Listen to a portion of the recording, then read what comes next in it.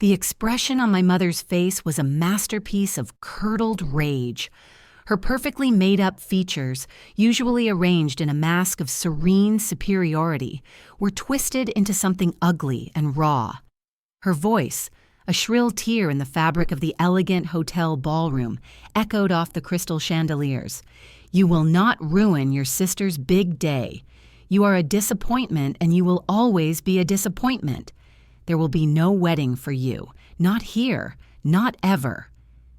For the first time in what felt like a lifetime of bowing to her whims and absorbing her casual cruelty, I did not flinch. I did not shrink. I looked at her, this woman who gave me life and then spent the next 30 years trying to take it back piece by piece, and I smiled. It was a small, calm, genuine smile, and it felt like the sun coming out after a decade of rain. But I'm getting ahead of myself. That glorious, beautiful, catastrophic moment was the culmination of a very long and very quiet war. To understand the victory, you have to understand the battlefield. Let me start from the beginning. I am sitting now in the solarium of my home, a place filled with light and flourishing green things. A gentle breeze is coming through the open French doors, carrying the scent of jasmine from the garden. My husband, James, just brought me a cup of tea, kissing the top of my head as he set it down on the small wicker table beside me. He is a good man, a kind man. The kind of man my mother would have sneered at for being too gentle, too unassuming, the kind of man who makes my world feel safe. It is our 3rd wedding anniversary, and earlier this morning, while looking for some old photo albums, I found it, the letter. It's on the table now, a single sheet of expensive cream stationery, my mother's sharp, aggressive handwriting covering the page. It's the letter she sent me a week after she and my sister destroyed my first engagement. It is a catalog of my failings, a testament to my unworthiness, a formal declaration of my status as the family's greatest disappointment. For a long time, this letter was the embodiment of my pain. Now, it's just a reminder, a receipt for a price I paid to buy my own freedom. And it makes me think of the story, the whole story. My family life was, from the outside, perfectly respectable. We lived in a nice house in a nice suburb. My father was a moderately successful accountant, a quiet man who learned early on that the path of least resistance was to agree with my mother on everything. And my mother, Eleanor, was the queen of her small domestic kingdom. She was a woman who valued appearances above all else. The appearance of wealth, the appearance of class, the appearance of having a perfect family, and a perfect family, in her eyes, required perfect children. She had 2 daughters, my younger sister, Chloe, and me, Anna. Chloe was perfect. Or, at least, she was my mother's version of perfect. She was beautiful, vivacious, and charming. She had our mother's flair for the dramatic and a congenital inability to take responsibility for anything. Mistakes, mishaps, and minor disasters trailed in her wake like the train of a gown, but she would just flash a dazzling smile, toss her blonde hair, and my mother would rush in to clean up the mess. A failed class in college? Mother called the dean. A fender bender in Mother's car? Mother paid for the repairs and told the other driver it was her fault. A maxed-out credit card? Mother paid it off, tutting about Chloe's generous spirit. Chloe was the sparkling jewel of the family, the one Mother showed off at social functions. I, on the other hand, was the setting, the plain, sturdy, functional metal that held the jewel in place. I was quiet where Chloe was loud. I was responsible where she was reckless. I was the one with the straight A's, the one who balanced her first checkbook at age 12, the one who remembered birthdays and anniversaries and made sure the bills were paid on time when my parents went on vacation. I was reliable, dependable, sensible. In my mother's vocabulary, these were all synonyms for dull.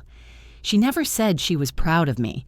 The best I ever got was a begrudging, "Well, at least Anna is no trouble." I wasn't trouble. I was just there, the background furniture of their lives. For years, I told myself this was fine. I loved my sister, despite her casual selfishness, and I craved my mother's approval with the desperation of a starving person. I thought that if I was just good enough, just helpful enough, just successful enough in my own quiet way, she would eventually see me. She would finally acknowledge me. I went to a good university, got a practical degree in finance, and landed a solid job at an investment firm. I was good at it. I understood numbers, patterns, and long-term strategies. It was a world of logic and reason, a safe harbor from the chaotic, emotional landscape of my family. I lived simply, saved my money, and continued to be the family fixer. When Chloe, in her early 20s, decided to become a lifestyle influencer and needed a new laptop and camera, I loaned her the money. When she couldn't make rent on her trendy apartment, I covered it more than once. When my mother decided to renovate her kitchen with high-end Italian marble she couldn't really afford, I quietly transferred a few $1,000s into her account, telling her it was a work bonus I wanted to share. I was the family's secret safety net, the invisible support beam holding up the facade. They took the money, of course. They always took it. It was never a gift to be appreciated, but a tribute to be expected.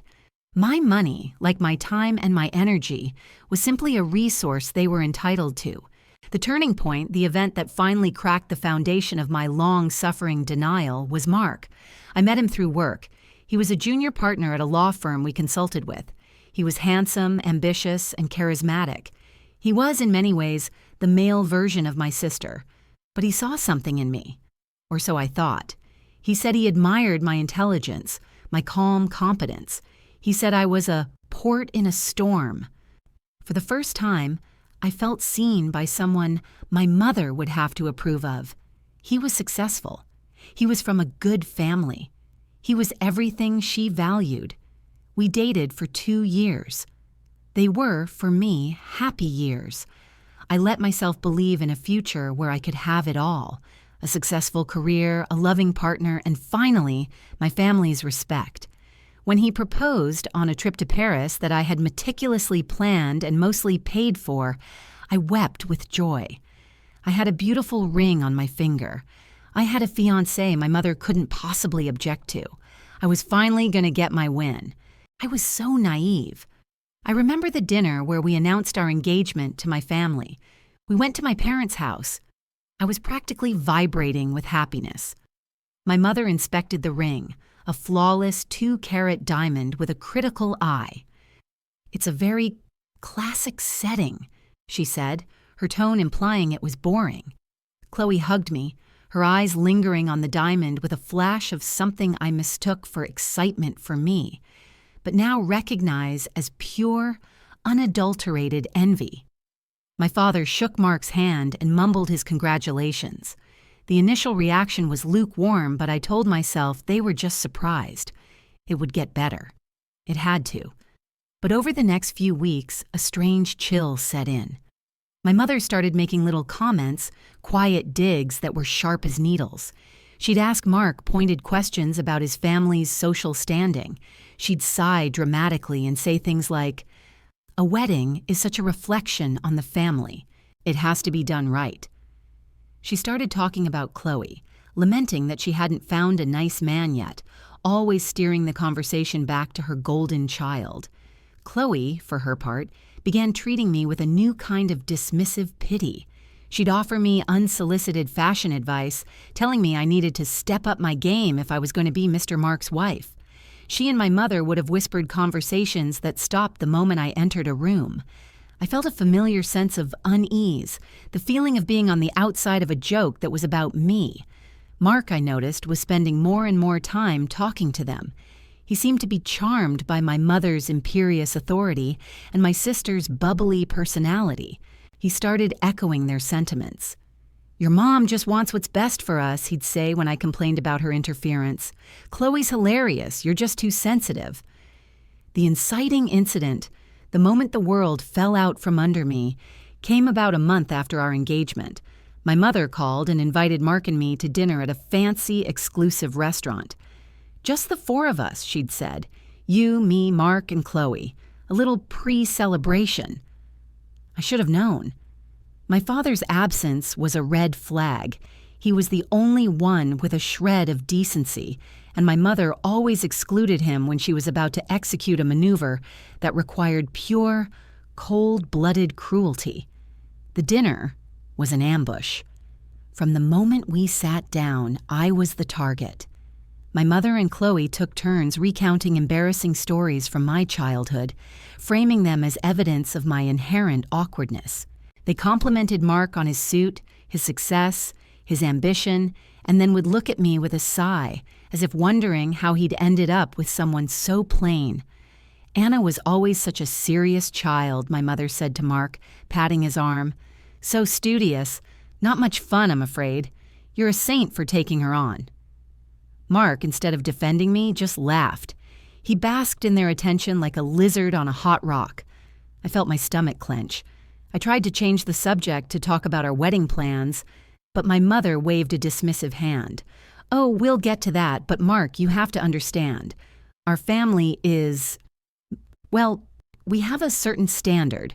Chloe, for instance, is destined for a grand life. She has that star quality. A wedding for her would be the event of the season. The implication was clear. A wedding for me would not. I sat there, pushing a piece of sea base around my plate, my appetite gone, a cold dread creeping up my spine. I looked at Mark, pleading with my eyes for him to say something, to stop this, to take my side. He avoided my gaze. He was too busy being anointed as the son my mother always wanted. The final blow came with dessert. My mother folded her hands on the table, a gesture I knew meant she was about to deliver a verdict.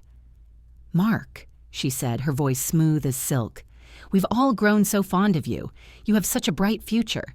A man like you needs a partner who can help you, who can shine alongside you, a hostess, a social asset." She paused and then looked at me.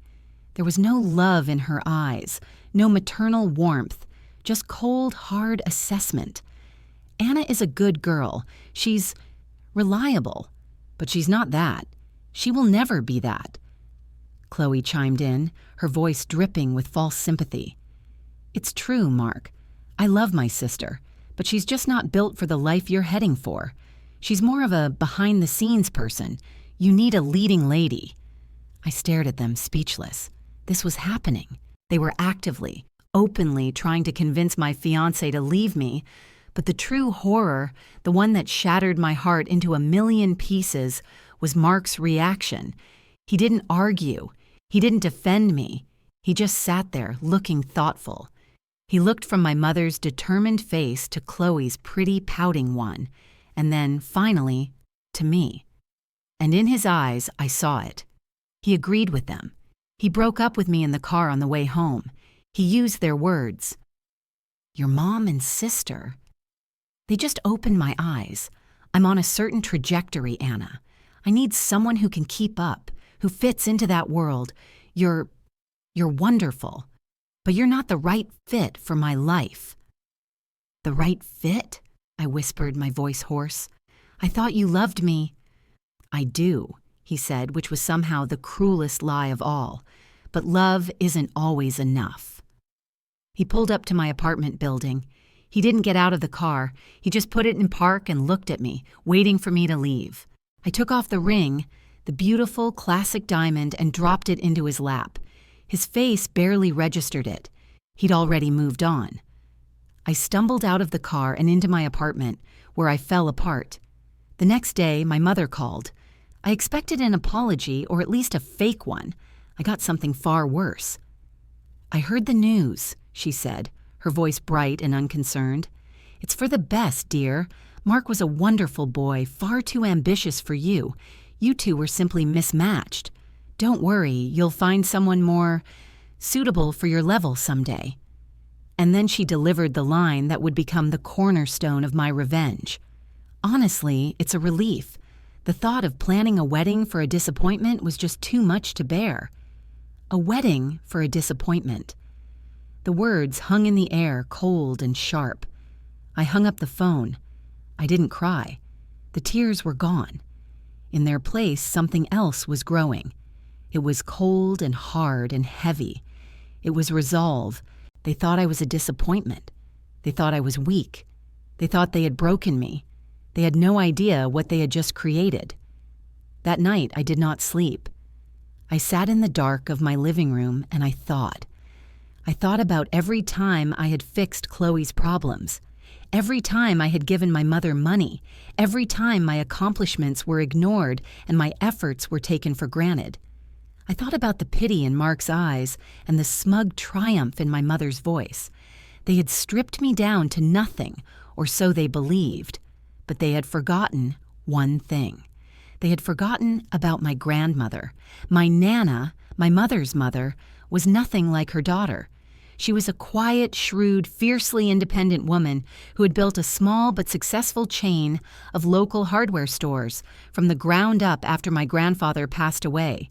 She saw my mother's vanity and my sister's laziness with clear, unforgiving eyes, and she saw me.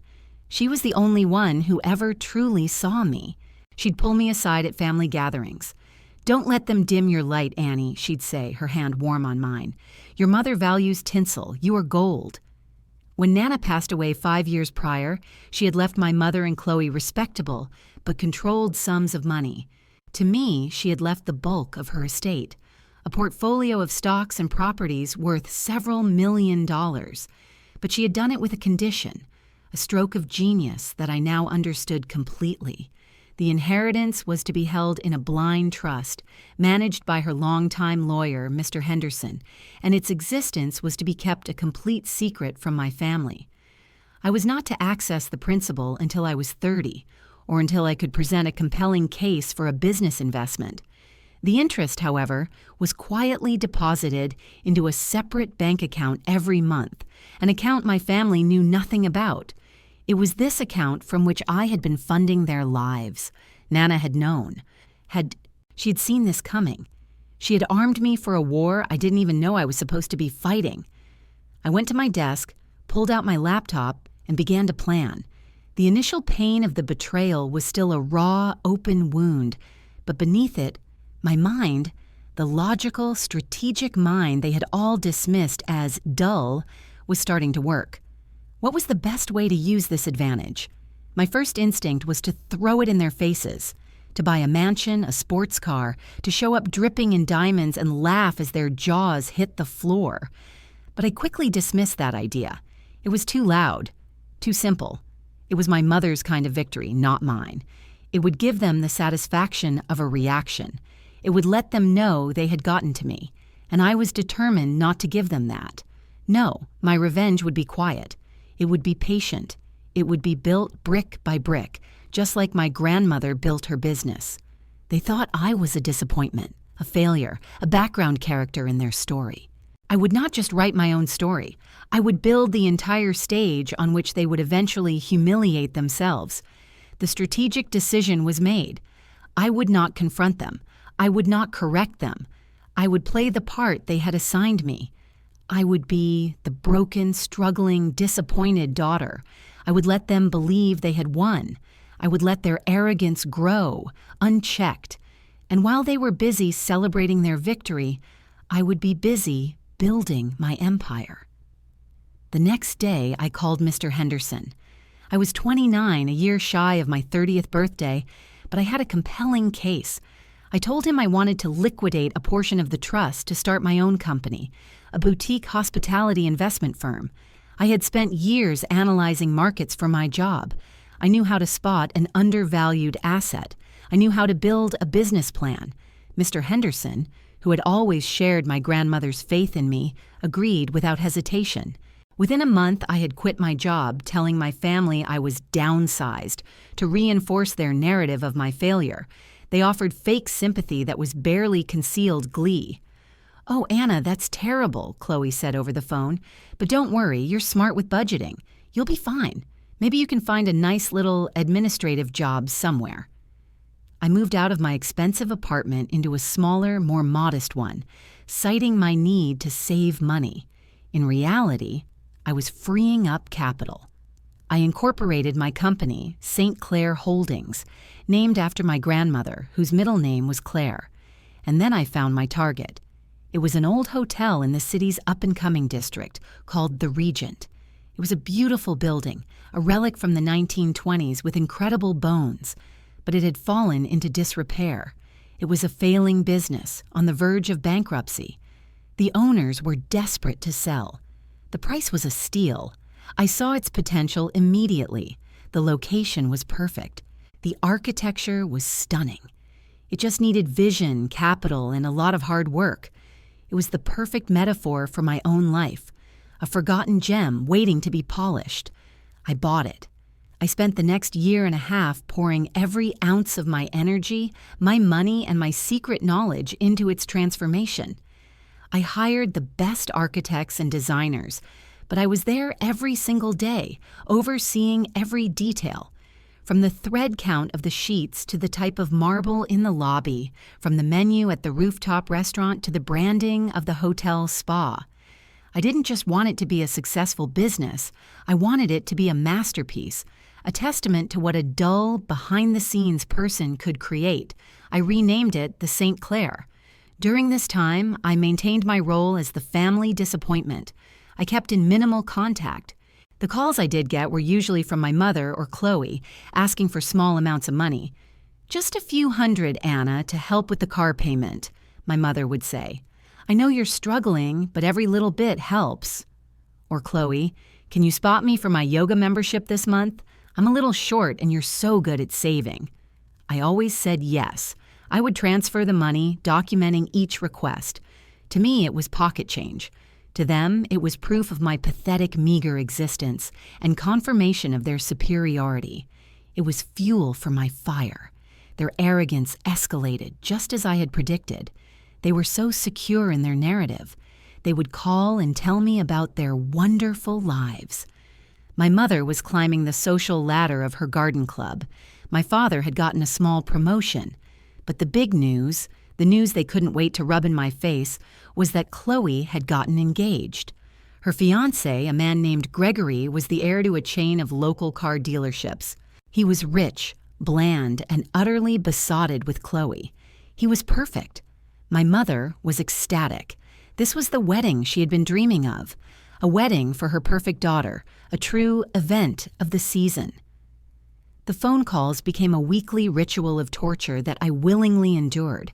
My mother would go on and on about the plans, the dress, which was being custom-made by a designer in New York, the guest list, which was a who's who of their small suburban world, and the venue. This was her obsession. "It has to be perfect, Anna," she would say, her voice filled with self-importance. "We need somewhere new, somewhere exclusive, somewhere that says, 'We have arrived.'" I would just murmur my agreement, playing the part of the dutiful, dowdy sister. I was, of course, expected to be a bridesmaid. Chloe took great delight in this. She took me to a fitting for the dresses.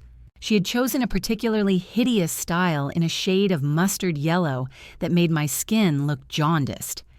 "It's very fashion-forward," she'd said with a smirk, knowing full well it was ugly. I just smiled and said it was lovely. I paid for the dress without complaint. The act of endurance was the hardest part. There were days I wanted to scream, days I wanted to call them and lay it all bare. But then I would think of my grandmother's words. "The best revenge isn't loud, it's a life well lived." And I would visit my hotel. I'd walk through the half-finished lobby, run my hand over the newly installed Italian quartzite bar, and look up at the restored plasterwork on the ceiling. I was building my life well lived. Patience. It was all about patience. About 6 months before the wedding, the St. Clair finally opened. It was an instant runaway success. The design magazines raved about it. The city's elite flocked to the rooftop bar.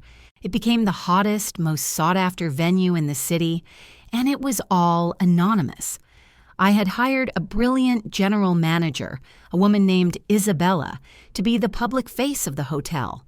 My name was on the ownership documents, but it wasn't on the website or the press releases. I remained behind the scenes, just as they always said I should. The inevitable happened about a month later. My mother called me, breathless with excitement. "Anna, you will not believe it. I found it. The perfect venue for Chloe's wedding. It's called the St. Clair. It's absolutely divine, but it's nearly impossible to get a booking. They are so exclusive." I felt a jolt, a thrill that was almost electric. The bait was in the water. "Oh," I said, my voice carefully neutral. "I think I've heard of it. It sounds expensive." "Of course it's expensive, dear," she said, her voice dripping with condescension. "It's for Chloe. She deserves the best. Gregory's family can certainly afford it. I have a meeting with the manager next week. Wish me luck." I didn't need to wish her luck. I called Isabella immediately after. "Isabella," I said, "a woman named Eleanor Vance will be calling to book a wedding for next May. Her daughter is Chloe Vance." Isabella, who knew the entire backstory, let out a low whistle. "The mother," she said. "Are you sure about this, Anna?" "I'm positive," I said. "I want you to treat her like any other high-value client. Give her the grand tour. Show her the presidential suite, the ballroom, the gardens. Quote her the full top-tier price. But make sure the date is available. Make sure she gets exactly what she wants." "And the contract?" Isabella asked. "Standard contract," I said. "But I want you to add a custom clause, a morality clause. Something about behavior unbecoming of the hotel's standards, public disturbances, and fraudulent representation. Make it legally ironclad. And make sure she signs it." "Consider it done," Isabella said, a hint of glee in her voice. My mother, of course, got the booking. She was insufferably smug about it. The manager, Isabella, was so impressed with me, she boasted over the phone. She said she could tell we were the right kind of family for the St. Clair. She's even giving us a slight discount for booking so far in advance. There was no discount. I had simply instructed Isabella to quote her a price 10% higher than usual and then discount it. My mother's ego was so large, she couldn't imagine a world that didn't revolve around her. She signed the contract without a second thought, too blinded by her own perceived importance to read the fine print. The next few months were a masterclass in humiliation for me and a masterclass in arrogance from them. I was subjected to endless wedding planning meetings where my opinions were ignored. I went to the bridal shower held at a country club where Chloe opened lavish gifts while I gave her a modest, but thoughtful, set of kitchen knives, which my mother loudly declared very practical, just like Anna. The other bridesmaids, all friends of Chloe's, treated me like a strange, pathetic creature they were forced to tolerate. I smiled through it all. I played my part. I was the gray rock, absorbing all their slights, my face a mask of placid acceptance. I even had to see Mark again. He was a groomsman. He cornered me at the rehearsal dinner, which was held, to my secret amusement, at the rooftop bar of my hotel. He had a look of pity on his face. "Anna," he said, "I just want to say, no hard feelings. You look, well, I'm glad you're doing okay." "I'm doing just fine, Mark," I said, taking a sip of the champagne that I myself had selected for the menu. "Good, good," he said, looking relieved that I wasn't making a scene. "Chloe is a lucky girl. Gregory is a great guy. This is the kind of wedding she deserves. It all worked out for the best, didn't it?" "It certainly did," I said, and for the first time, he seemed to catch the edge in my voice. He gave me a strange look, but then Chloe called his name and he was gone. The day of the wedding arrived. It was a perfect spring day. I got ready with the other bridesmaids in a suite at the St. Clair. My mustard-colored dress was just as hideous as I remembered. Chloe was in her element, a queen holding court, issuing orders to the makeup artist and the hairdresser. My mother swept in and out of the room, micromanaging everything, her face flushed with excitement and stress. They barely spoke to me, except to ask me to fetch something or to tell me to stand out of the way. I was a ghost at the feast. As the time for the ceremony approached, I went to find Isabella. She was in her office looking over the final arrangements. She looked up and smiled when I came in. "Showtime?" she asked. "Showtime," I confirmed. "Is everything in place?" "The final bill is printed and waiting in this envelope," she said, tapping a thick cream envelope on her desk. "The catering staff knows the plan. The security team is on standby. And I've alerted Gregory's father, Mr. Thompson Sr., that there is a financial matter that requires his urgent attention immediately following the ceremony." "Perfect," I said. "Let's let them have their moment. Let them say their vows. Let them feel like they've won. The party is where the fun really begins." I walked Chloe down the aisle. As she had no father figure she respected enough for the role, and my own father was deemed too insignificant. Just kidding. I was the maid of honor, a final perfect insult. I stood beside her at the altar, which was set up in the hotel's stunningly manicured gardens. I watched her marry Gregory. I watched my mother dab a tear from her eye, a perfect performance of maternal pride. I watched the crowd of their friends and family look on, admiring the perfect couple and the perfect setting. I felt nothing but a profound, chilling calm. The waiting was almost over. The reception was held in the grand ballroom. It was decorated to within an inch of its life with white roses and crystals, exactly as my mother had dictated. The guests mingled, champagne flowed, and the string quartet played. My mother was in her glory, gliding through the room like the host of the Oscars. Chloe and Gregory made their grand entrance to thunderous applause. Everything proceeded as planned. The dinner service was impeccable. The speeches were made. My father gave a short, mumbled toast. Gregory's father gave a longer, more polished one. Mark, as the best man, gave a speech full of tired jokes. Then it was my turn, as the maid of honor. I stood up and walked to the microphone. The room fell silent. All eyes were on me, the plain sister in the ugly dress. I could see the look on my mother's face. It was a mixture of annoyance that I was taking up time and apprehension that I might embarrass her. I smiled. "Good evening, everyone," I began, my voice clear and steady. "For those of you who don't know me, I'm Anna Vance, Chloe's older sister, the family disappointment." A few nervous titters went through the crowd. My mother's face went white. Chloe's smile froze. "I'm kidding, of course," I said smoothly, letting the tension hang in the air for a moment. "That's just my family's little nickname for me. But today is not about me. It's about Chloe and Gregory. It's about celebrating their perfect love in this perfect venue. A venue, my mother has reminded me many times, that is a reflection of our family's standards." I paused and looked directly at my mother. And she's right.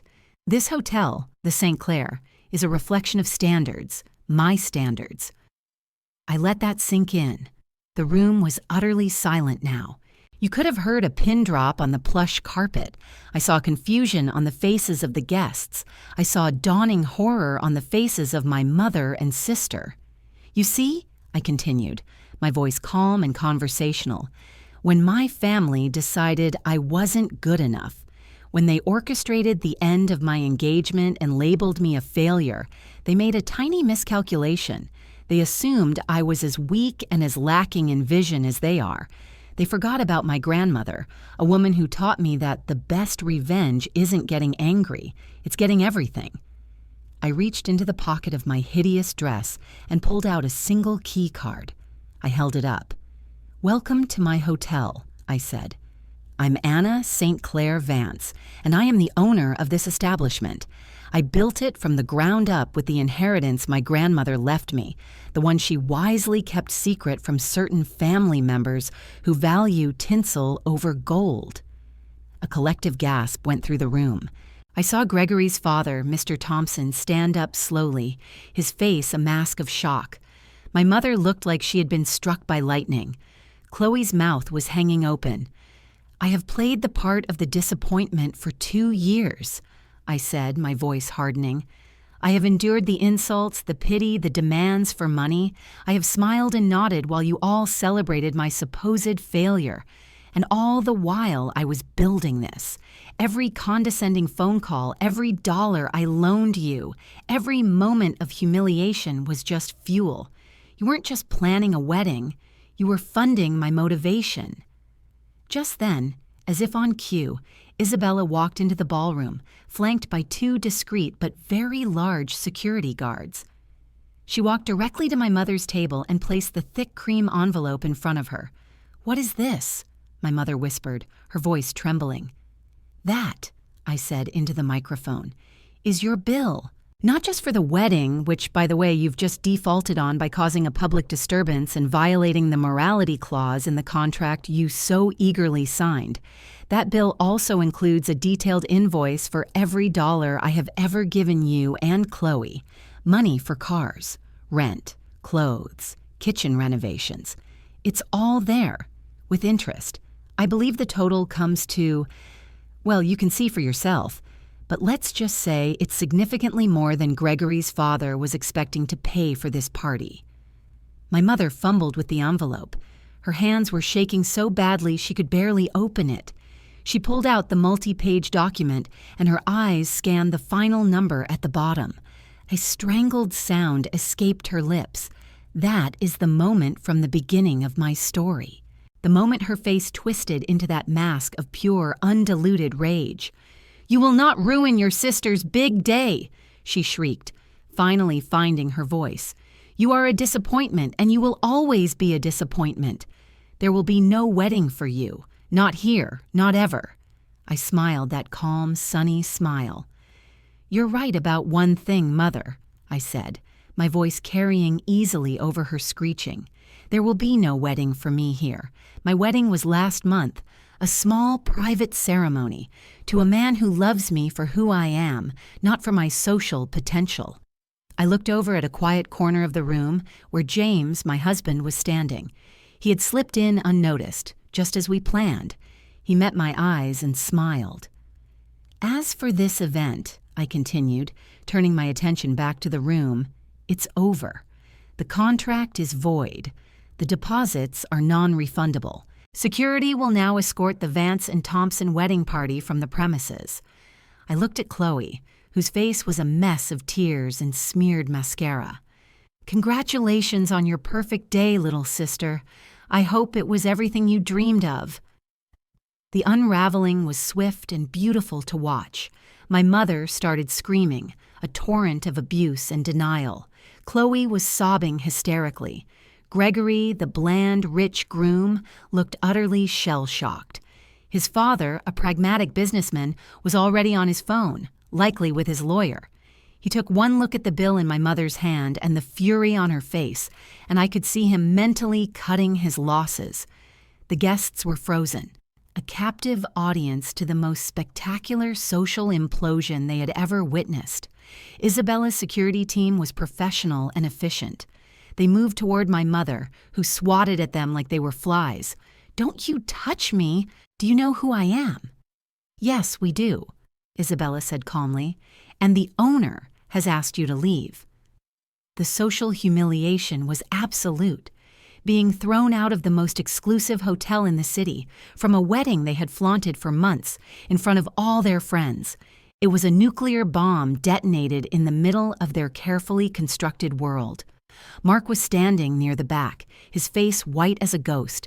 He finally understood. He finally saw the person he had dismissed as not being the right fit. And he saw that he had made the worst trade of his life. The aftermath was even more satisfying than the climax. The collapse was total. Chloe's fairy tale wedding ended with her being escorted out of the loading dock of a hotel, her designer dress stained with tears and champagne. Gregory's family, horrified by the public shame and the sudden, massive debt my mother had tried to incur on their behalf, called off the marriage the next day. The engagement was broken. The alliance of the car dealership empire and the Vance standards was dead. My mother and Chloe tried to fight it, of course. They hired a lawyer and threatened to sue me for breach of contract and emotional distress. It was a joke. Mr. Henderson, my grandmother's formidable lawyer, dismantled their case in a single letter, pointing to the ironclad contract my mother had signed and the dozens of witnesses to her behavior at the reception. He also included copies of the bank transfers and emails documenting the money I had loaned them over the years, making it clear that if they pursued a lawsuit, we would countersue for the full amount on the invoice. They were ruined. Not only had they lost the wedding, but they were now facing the reality of their financial situation without their secret benefactor. They had taken out loans to cover their share of the wedding costs, assuming Gregory's family would cover the bulk of it. Now, they were left holding the bag. The social fallout was just as devastating. The story spread like wildfire through their social circle. My mother, once the queen of her suburban kingdom, became a pariah. She was the woman who had been thrown out of her own daughter's wedding, the woman who had been exposed as a fraud, living beyond her means. Her friends stopped calling. Her garden club invitations dried up. Her world shrank until it was just the four walls of her house, a house she was now in danger of losing. About a month after the non-wedding, I got a call. It was my mother. Her voice was unrecognizable. The imperious, commanding tone was gone. It was small, weak, and trembling. "Anna," she said, "we need to talk."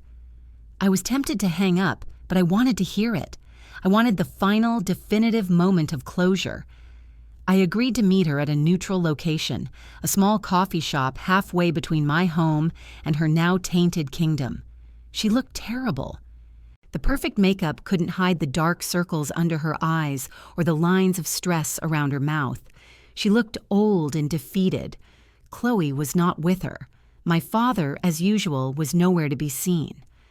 "I don't understand how you could do this to us," she began, her voice cracking. "To your own family." "My family," I replied, my voice even. "My family tried to destroy my happiness and then called me a disappointment for it. My family used me as an ATM while mocking me behind my back. You are not my family. You are just the people I was unfortunately related to." She flinched. "But I'm your mother." "A mother doesn't do what you did," I said, the words coming easily now, free from the pain that had once weighted them. "A mother doesn't choose one child over the other. A mother doesn't plot to ruin her daughter's life because she's not shiny enough. You were not a mother to me. You were a warden. And I have finally escaped my prison." Tears started to roll down her cheeks. They were real this time, I think. Not for me, but for herself, for the loss of her status, her comfort, her power. "What do you want from me, Anna?" she whispered. "What will it take to fix this?" I looked at her, this broken woman who had caused me so much pain, and I felt nothing. Not anger, not pity, not even satisfaction anymore, just a vast, empty distance. "Fix this?" I said. "There is no fixing this. You wanted me to be a disappointment. You wanted me to have nothing. The only difference is I have everything, and you are the one who is about to have nothing. I don't want anything from you. I never want to see you or speak to you again. You are a stranger to me." I stood up, leaving my coffee untouched. "Goodbye, Eleanor." She reached out a hand. "Anna, please." I didn't look back. I walked out of the coffee shop, got into my car, and drove away. I closed the door on that chapter of my life, and I never, ever opened it again. And so, here I am, 3 years later. The letter from my mother is still on the table, but it has no power over me anymore. It's just ink on paper, a relic from a different life, a different person. My life now is full. The St. Clair Holdings Company has grown. We now own a small portfolio of boutique hotels, each one a project of love and careful restoration. My work is my passion, not a means of escape. James, my husband, is the co-owner of a nonprofit that builds community gardens in underserved neighborhoods. He is kind and funny and fiercely intelligent, and he celebrates my strength instead of being intimidated by it. He knew my whole plan. He was my quietest, most steadfast supporter through all of it. He held me on the nights when the weight of my own deception felt heavy, and he was the one who toasted me with champagne the night the St. Clair opened. Our life is quiet, but it is rich and real. I never heard from my mother or sister again directly. I know through the grapevine that they had to sell the house. My father, finally freed from my mother's financial and emotional tyranny, divorced her. I hear he lives in a small condo and seems, for the first time, content.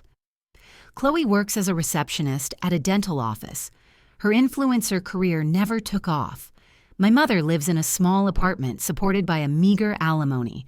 Their grand life, the one they thought I was unworthy of, evaporated like a mirage. They got exactly what they deserved. Utter irrelevance. My grandmother used to have another saying, one she told me the day she explained the secret trust fund. She said, "Some people will try to put you in a box, Annie. Don't get mad. Just build a better box and then sell it back to them at a premium." I think she would have been proud. I think she would have loved the St. Clair. Sometimes when I walk through the lobby, I can almost feel her there, smiling, a quiet, knowing glint in her eye. My victory wasn't just for me. It was for her, too. It was the final perfect payment on a debt of love and belief that she had invested in me all those years ago. And my life, this beautiful, peaceful, happy life, is the dividend.